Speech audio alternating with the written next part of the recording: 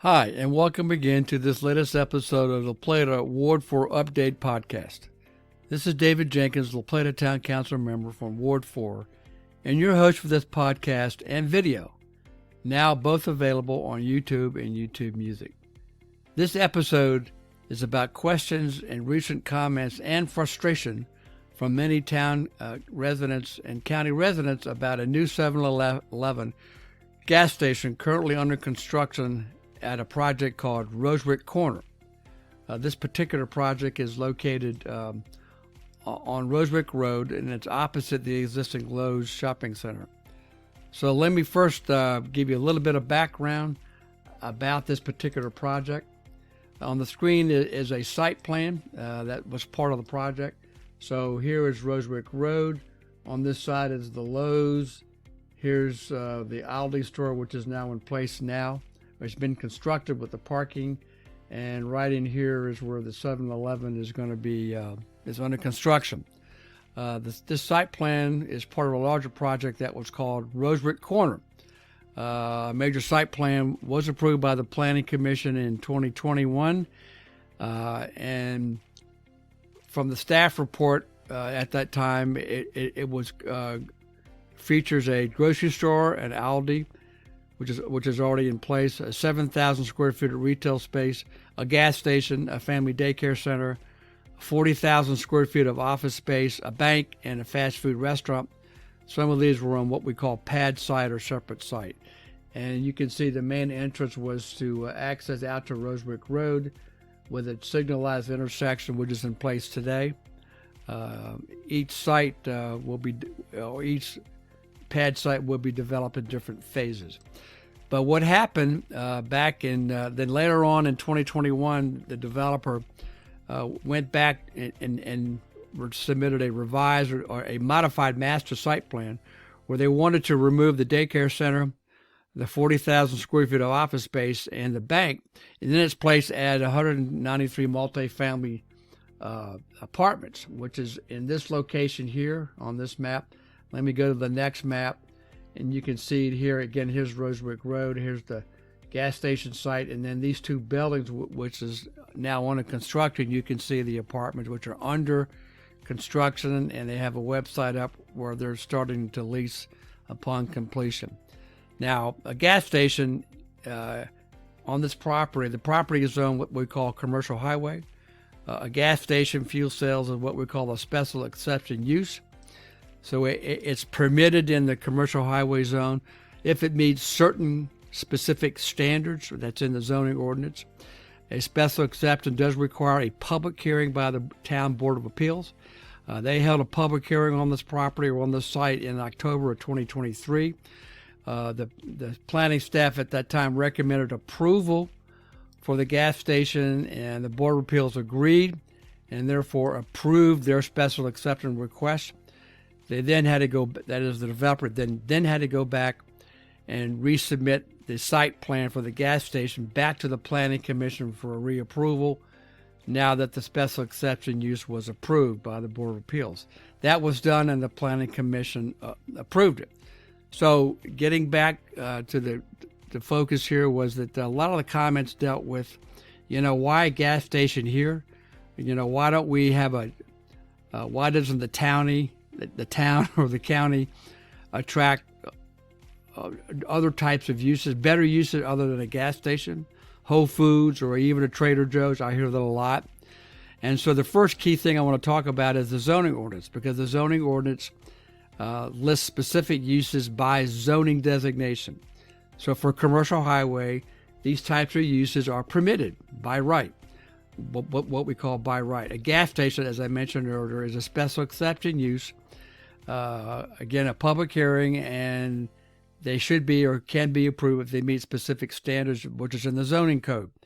My first observation would be in reviewing both the planning staff report to the Board of Appeals and then actually viewing or watching the video of the Board of Appeals. In my view, as one council member and also as a planner, I'm not sure that the planning staff report did enough detailed analysis of several key approval standards. The first being, quote, how the gas station, quote, does not violate or adversely affect the town's comprehensive plan. I'm not sure they went in enough detail to say that it does not violate it. But the other specific standard, and let me read those off, are several. First of which is that the proposed use that is a gas station at this location will not, and I quote, 1, adversely affect the health and safety of residents or workers in the area. 2, overburden existing or planned public facilities. 3, be detrimental to the use or development of adjacent properties or the neighborhood. 4, change the character of the neighborhood in which the proposed use is being proposed, considering services currently provided, population density, character, and number of similar uses. And finally, 5, constitute a nuisance because of noise, traffic, number of people, or type of activity. Again, I don't think there was a whole lot of detailed analysis of those 5 listed standards, in my view, by the planning staff. And again, it begs the question, do we need another gas station at that particular location? I happened to drive by there a couple of days ago. Today is November the 13th, and I can see the canopy is under construction. And so I was looking across from the Lowe's site into this site across the street, and it just seems kind of strange that we have a canopy in front of the Aldi. That's okay, I guess, but folks who are going to be living in those apartments are going to look out and see this canopy in a gas station. That's not necessarily the most pleasant sight to look at. But for me, it also begs the question, again, why at this location do we need a gas station? In some communities, specifically I know in Prince George's County and their zoning ordinance, and I believe in Baltimore County, they have other specific requirements about a gas station. Specifically, they have a distance requirement. That is, how close or what is the distance to the nearest other gas station in the area, and also where is the nearest vacant gas station, how close it is to a new site, a new gas station. And I think that's important. But another important issue, again, in other communities that they ask for is they'd like to see basically a market study that provides documentation why it's felt by the developer, or in this case 7-Eleven, why a gas station needs to be located here. What are the market forces that require that here? We don't necessarily have that currently in our zoning code. So this does beg the question that our zoning ordinance, frankly, is somewhat antiquated. There have been some piecemeal revisions that were mandated by the change in state law or building code requirements. I know we did change the environmental regulations of the code. We changed some landscaping requirements. Then we changed some stormwater management requirements only because, again, the state. But we really haven't done a comprehensive zoning ordinance change to really look at specific uses and their standards and special exception uses, again, because they're frankly outdated and old, and we should look at those to see how we can update our standards to meet current conditions and community and economic needs. So that is a concern I have, and hopefully the town will do that. I'm not sure when that'll happen, but hopefully it will happen soon, if not sooner enough. The other thing I wanted to comment is that there's, again, a lot of commentary about why doesn't the government, in this case, we, La Plata, or we, the county, why don't we pursue other uses? Again, a Whole Foods, a Wegmans, or a Trader Joe's. And actually, I was at a Trader Joe's in Alexandria a couple of days ago. So they are very unique stores. But I thought I'd give you a little perspective in response to that question or that concern by an article, by a 2022 article from Smart Towns. And in full transparency, I'm a member of this organization for a number of years, and I can talk about that in a later podcast. But the article is entitled, quote, "The city should put a Trader Joe's there and other muddled thinking about development." And I'll give you a link to this article. But I want to paraphrase, and this is just excerpts. The next 2 slides are excerpts from the article. But it really then talks about this first slide that there's this generic, well, they or we, meaning the town or the county, should go out and pursue these type of uses. Well, La Plata, unfortunately, whether you agree with it or not, does not go out and actually market us and go to a Trader Joe's or a Wegman and say, hey, you need to come to this site. We don't do that. Maybe we should, but we just don't do that. And frankly, we don't have any particular control, as does Charles County. They really don't have a whole lot of control over the market forces as to why a particular use, whether it be a Trader Joe's or a Wegmans or some other desired use, should or should not locate in our location or our community. That's a combination of what they believe that area can hold, or what the capacity is, what the market forces are. They look at specific demographic and socioeconomic data, and in some cases they do specific data searches or data mining, and they even sometimes, I've heard or read, where they'll send people just to spend time in the community to get a sense, do they want to invest in this community with their particular use. So it's not necessarily incumbent upon the town or the county to actively pursue that per se, because we really don't have a whole lot of control over that. That's not to say we can create conditions for that, and I'll get to that a little bit later. This next, so then that suggests them, well then what do we do, or what's the option, or what's the next step, or what can community residents do?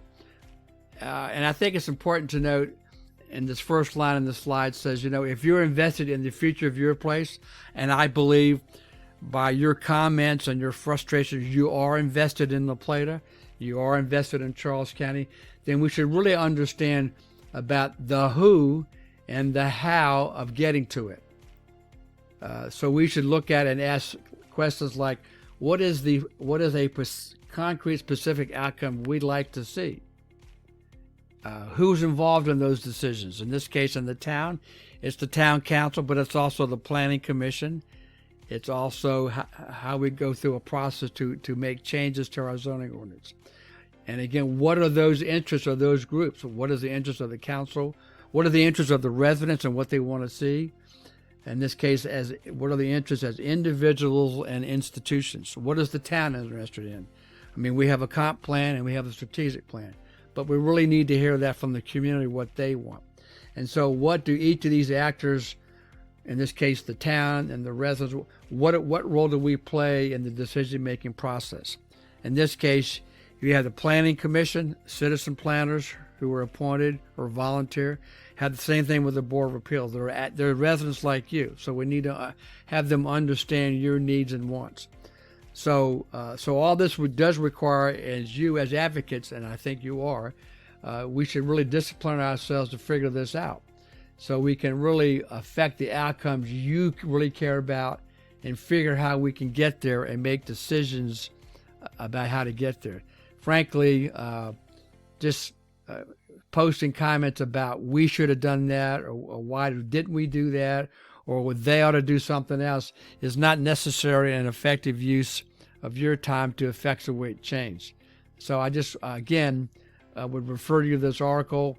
It's somewhat longer than what I've shown here, and again, I'll give you the reference to it or the link to it. I think it's very thought-provoking, and I think it's worth your read.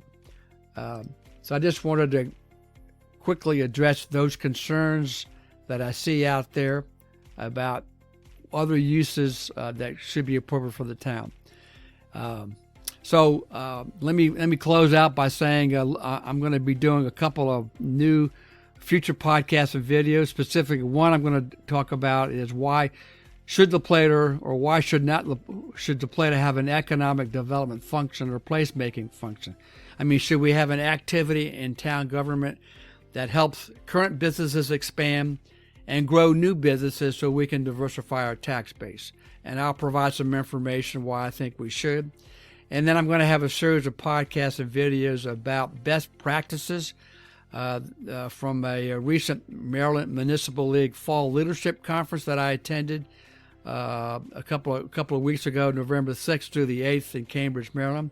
There's some great slides and great presentations I attended that talk about what other communities and towns like us are doing in Maryland that perhaps we could try here, or at least be able to investigate them and see how they apply here, knowing that one size does not fit all.